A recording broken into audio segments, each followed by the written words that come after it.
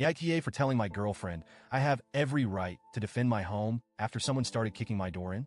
I, 27M, am in a 2-year relationship with my girlfriend, 26F. I love her to bits, but recent events have made me question whether we're truly compatible. For context, I'm a black man raised in the inner city. Life taught me to stay on high alert. You lock your doors, keep an eye out, and know how to defend yourself if it comes to that. My girlfriend, on the other hand, grew up in a quiet suburban neighborhood where nothing dangerous ever happened. Our upbringings couldn't be more different, and until recently, I didn't think it mattered. But now, I'm not so sure. I've been taking care of my mom for the past 6 months. She's recovering from major surgery on both legs and can't walk at all. Her room is in the back of the house, right next to the porch door. My mom's safety is my top priority. She's completely vulnerable. She can't even sit up without help, let alone move to another room if something happens. That vulnerability is why what happened last Wednesday has shaken me to my core. It was just after 2 a.m. My girlfriend was staying over, and we were both asleep when my phone buzzed. It was my mom calling. Her voice was trembling as she said, "Someone's trying to break in." I froze for half a second, my brain processing what she'd said. Then I heard it bang, bang, bang, coming from the back of the house. Someone was kicking the door. I shot out of bed, adrenaline surging. My girlfriend woke up and asked groggily, "What's going on?" I didn't have time to explain. I grabbed my gun from its secure spot, a firearm I own legally and keep locked away responsibly, and rushed toward the back. The sound of those kicks was louder now, more aggressive. My heart was pounding, but I wasn't thinking about myself.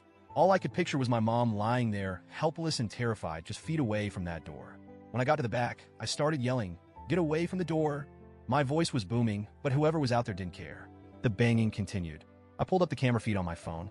The porch light was on, and I could see them clearly, 3 people, all in dark clothes. One of them turned to the others and said, "Keep going. It doesn't matter." I saw red. My home wasn't just some random target. My family was inside. I activated the speaker on the camera and shouted, "I have a gun. It's loaded. If you kick that door one more time, I will shoot." That's when my girlfriend appeared behind me, frantic. She grabbed my arm and screamed, "No, don't shoot them. It's not worth it." Her voice was shaking, and I could feel her pulling on me, trying to distract me. But I couldn't afford to waver. The people on the porch weren't moving. They weren't scared. If anything, they seemed emboldened. I put my phone down, cocked my weapon loud enough for them to hear, and said, "I'm counting to 3. If you're not gone by then, I'm firing." I started counting. 1. Before I could say 2, they bolted. I stood there for a moment, my heart still racing, trying to process what had just happened. My mom called again, crying and asking if they were gone. I told her they'd left and that she was safe. But then my girlfriend exploded. "Are you insane? You can't just threaten to shoot people," she shouted. "What if you'd actually hurt someone? What if they'd had a gun too? You could have gotten us all killed." Her words hit me like a slap. I just prevented a break-in, maybe even saved lives, and she was yelling at me? I snapped back. "We're not having this conversation right now. I need to call the police." Looking back, I should have called them earlier. But at that moment, all I could think about was protecting my mom. The police arrived about 15 minutes later.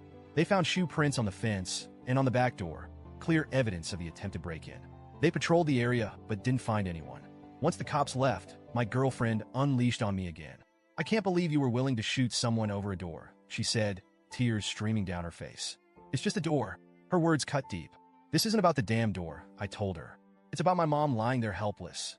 What if they'd gotten in? What if they'd hurt her? Or worse? I'm not going to sit back and hope for the best when my family's in danger." But she wouldn't let up. There's never a reason to hurt or kill someone. Ever. Violence isn't the answer. It just makes you as bad as them. I couldn't believe what I was hearing. The only reason you think violence isn't the answer is because you've never had to deal with real danger. You've never had to protect someone you love. That shut her up, but the damage was done. She spent the rest of the night in stony silence, and since then, she's barely spoken to me. The more I think about it, the more conflicted I feel. On one hand, I understand that my girlfriend comes from a different world. She's never had to deal with violence or crime. To her, the idea of using a gun, even as a last resort, is unthinkable. But on the other hand, I can't apologize for what I did. I wasn't looking for trouble. I didn't go out there hoping to hurt anyone.